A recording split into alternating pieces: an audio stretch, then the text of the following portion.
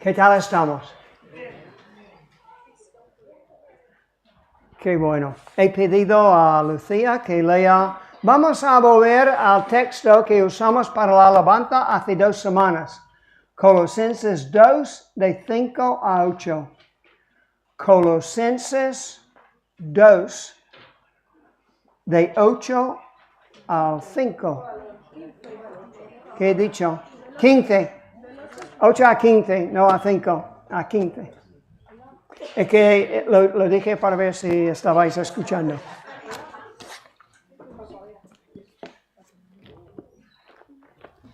Hola.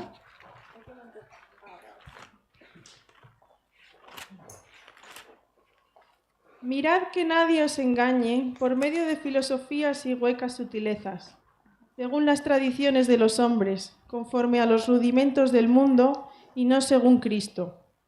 Porque en Él habita corporalmente toda la plenitud de la deidad, y vosotros estáis completos en Él, que es la cabeza de todo principado y potestad. En Él también fuisteis circuncidados con circuncisión no hecha a mano, al echar de vosotros el cuerpo pecaminoso carnal en la circuncisión de Cristo, sepultados con Él en el bautismo, en el cual fuisteis también resucitados con Él, mediante la fe en el poder de Dios que le levantó de los muertos. Y a vosotros, estando muertos en pecados y en la incircuncisión de vuestra carne, os dio vida juntamente con Él, perdonándoos todos los pecados, anulando el acta de los decretos que había contra nosotros, que nos era contraria, quitándola de en medio y clavándola en la cruz, y despojando a los principados y a las potestades, los exhibió públicamente, triunfando sobre ellos en la cruz. Oremos. Padre, otra vez te pedimos tu bendición, tu obra. Ayúdanos a entender tu palabra, interpretarla correctamente. Y te pedimos que tú hagas una obra en cada corazón. Ayúdanos a salir de aquí un poco más transformados hacia la imagen del Señor Jesucristo. Y ayúdanos a ser los hijos que tú quieres que seamos. Y te lo pedimos en el nombre de Jesús. Amén.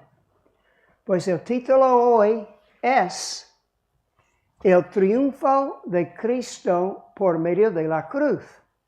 Es bastante obvio, ¿no? En la última parte del texto.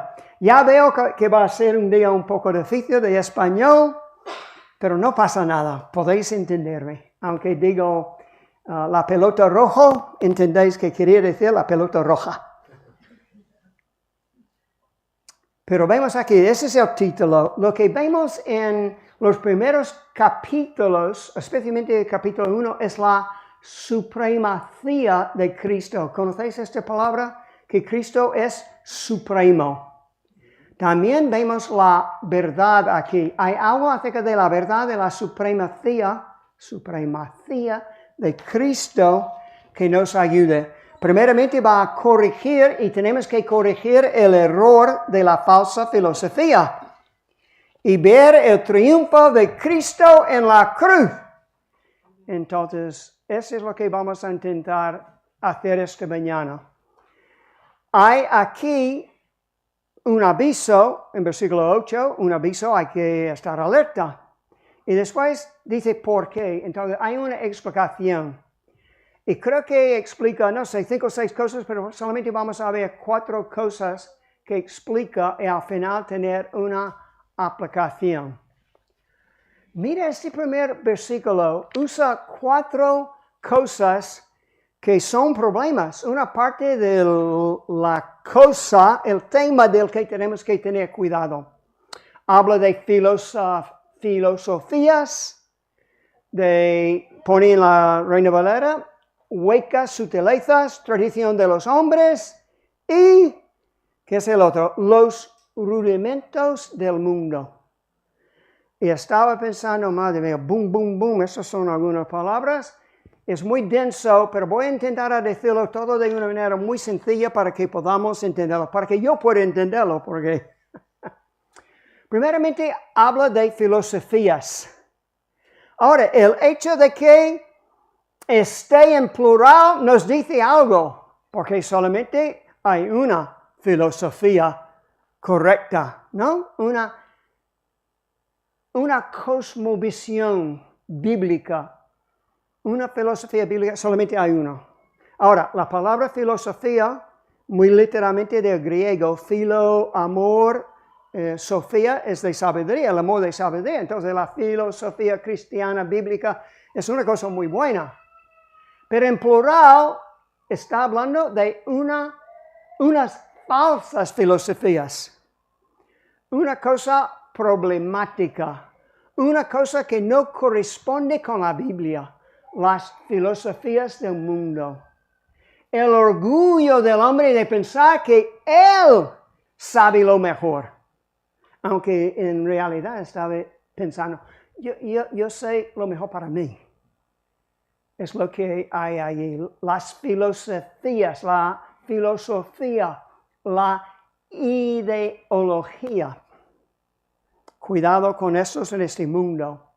Ahora, después dice huecas sutilezas.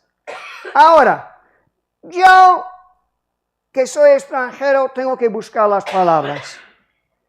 Y busco sutileza, un diccionario, en español sutileza, en inglés subtlety. Yo sé qué quiere decir subtlety, pero esa no es la palabra que normalmente usamos cuando decimos sutileza. Pensamos en una cosa sutil, ¿no? Pero esta palabra, yo no estaba satisfecho con el sermón, estaba mirándolo, es que no tenía sentido. ¿Qué es esta palabra allí, huecas sutilezas? ¿Por qué no cabe aquí como paralelo con tradiciones de los hombres, rudimentos del mundo y falsa filosofía? Porque esta palabra literalmente quiere decir engaño. Engaño, mira, tengo que mirarlo. En la Reina Valera 2020 creo que lo tienen clavado, dice los engaños infundados. Y yo no sabía que la palabra sutileza puede significar engaño, más o menos.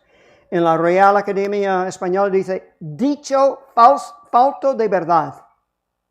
Entonces ahora tiene sentido.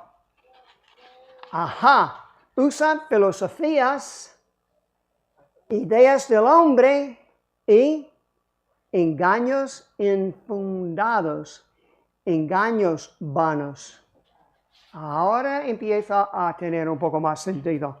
Y llega a las tradiciones o está paralelo con las tradiciones del hombre. Porque las tradiciones del hombre es cuando estas falsas filosofías, cuando esta ideología, cuando estas cosas que están aquí en la cultura empieza a llegar a un consenso. O podemos encontrar en una tradición o una religión cosas que van paralelo.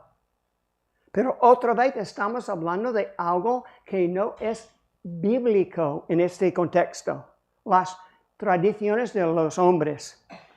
Y algunos notan, claro, ellos hubieran tenido primeramente filosofía griega, que están diciendo en una parte de ella está mal, es equivocada, están diciendo, y también tenía la tentación o la mezcla en la sociedad con las tradiciones judías. Entonces todo eso está diciendo, cuidado, cuidado, cuidado. Y finalmente usa esa expresión que es muy difícil, rudimentos del mundo. ¿Qué quiere decir eso? Y hay, en los comentarios han escrito páginas y páginas sobre los rudimentos del mundo. Entonces, esta palabra vino al principio de su uso, se refería al abecedario. ABC, lo más sencillo, los rudimentos. Pues después, en el desarrollo de esta palabra, ha llegado a referirse a los elementos del mundo físico.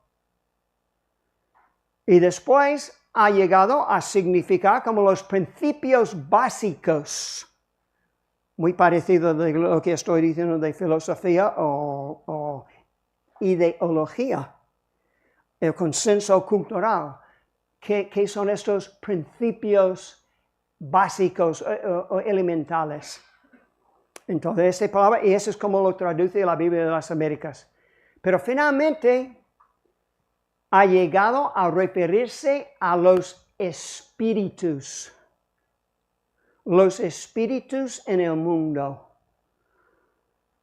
Este que está influyendo. Y la razón por la que, y hay algunas traducciones que lo ponen así, los espíritus.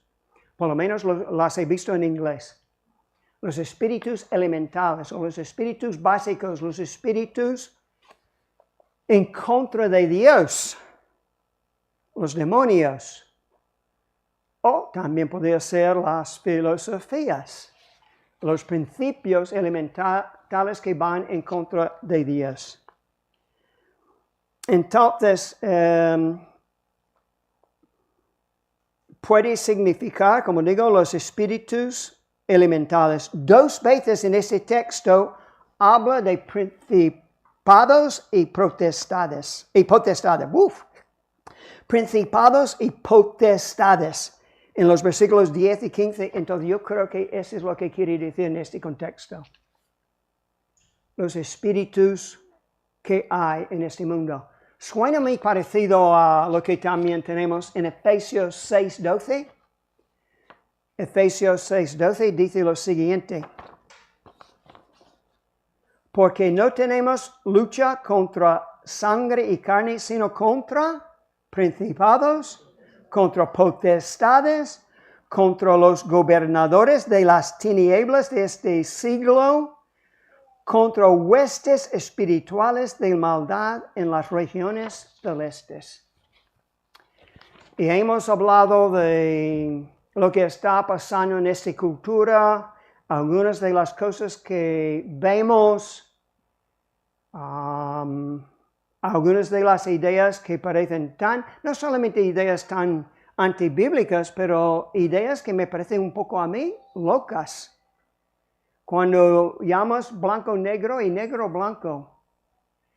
Y por eso también veo una aplicación aquí, que muchas de esas cosas que están pasando en este mundo hay que pensar, no estamos luchando simplemente contra carne y sangre.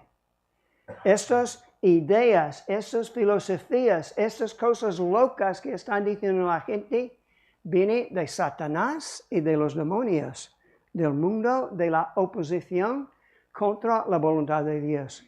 Ahora, tú puedes estar aquí o en internet y pensar, bueno, eso de demonios no lo creo. Pero la maldad se ve por todos lados. La maldad a veces es más que tú puedes imaginar que una persona podría hacer. Tienes que pensar una posibilidad, es que hay una fuerza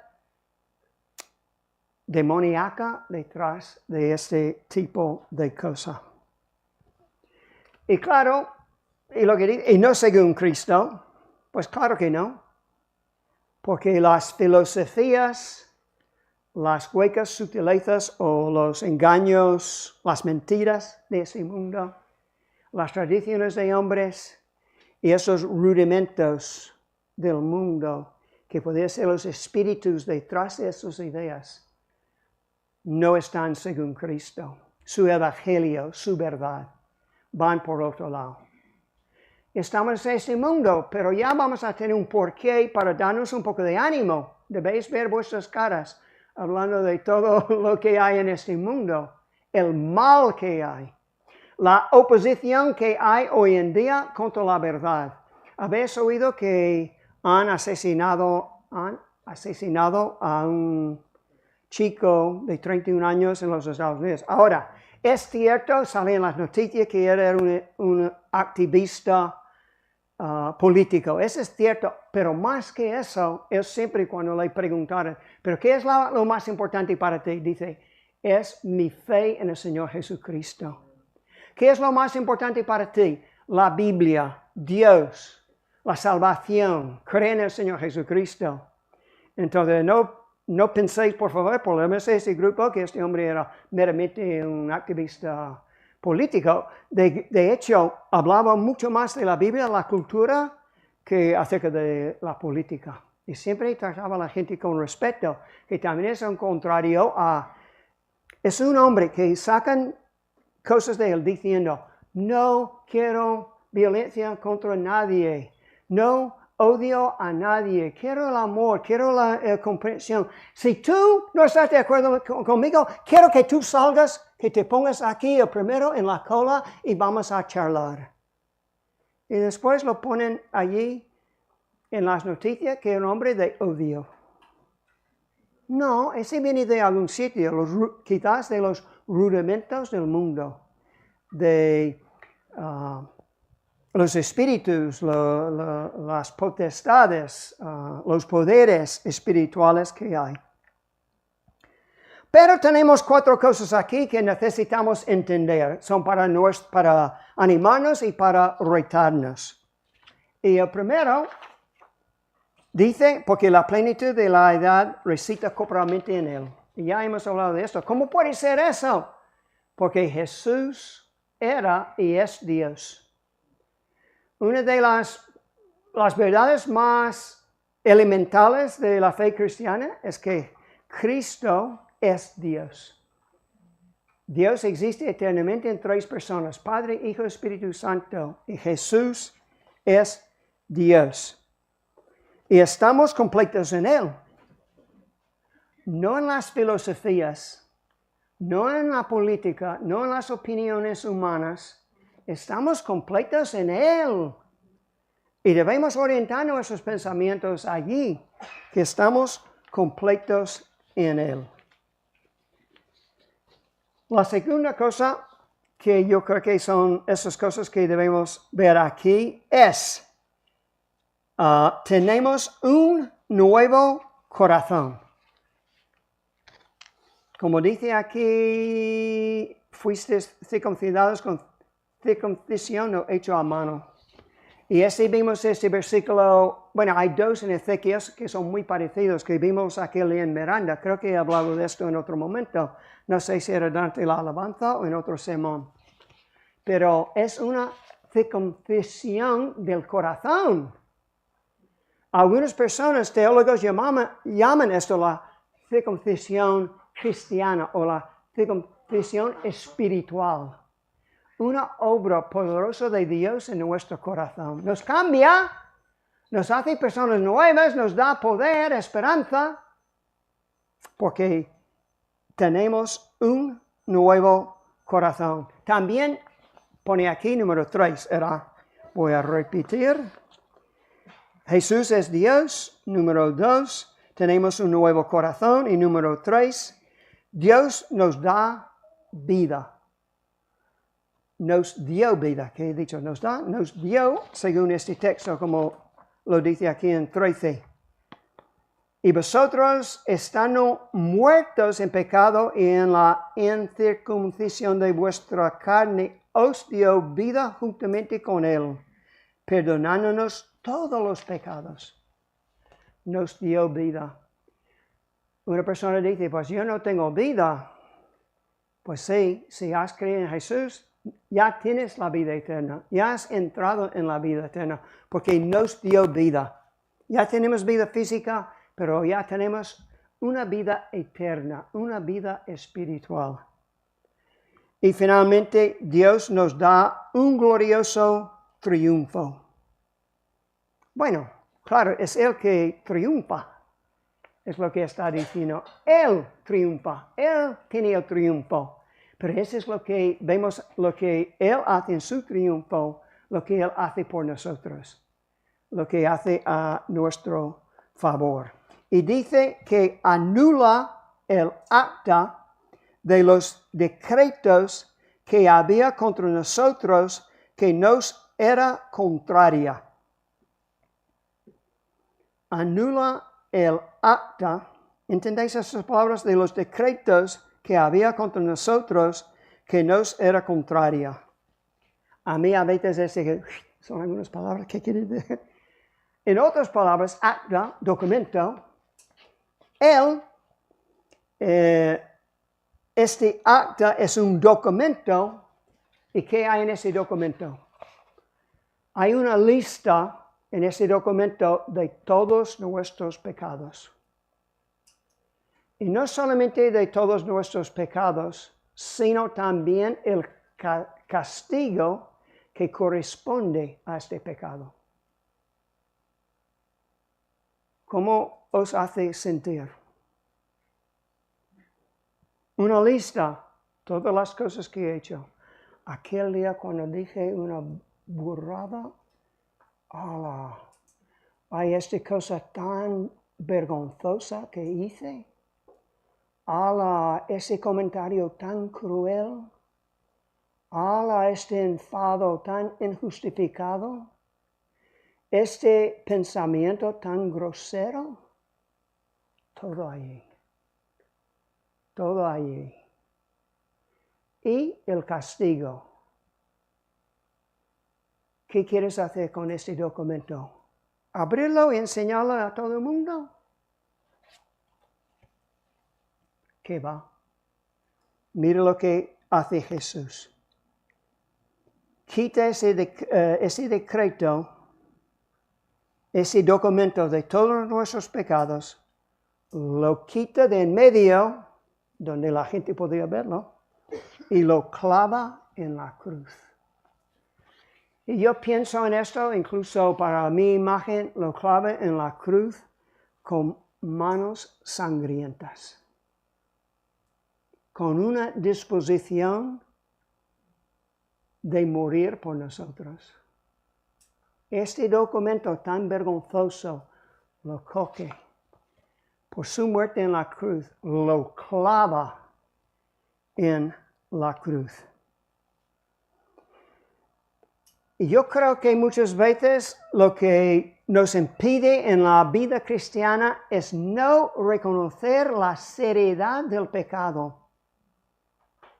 No reconocemos. Yo sé que hay personas que tienen la conciencia mucho más delicada y hay personas como un poco más dicharacheras, que viva la vida, no pasa nada, yo he hecho algunas cosas más, pero no, pero para entender la cruz de Cristo hay que entender la seriedad, lo mejor que puedes con tu personalidad del pecado, la ofensa que era contra Dios y lo que había en contra de ti, ese documento.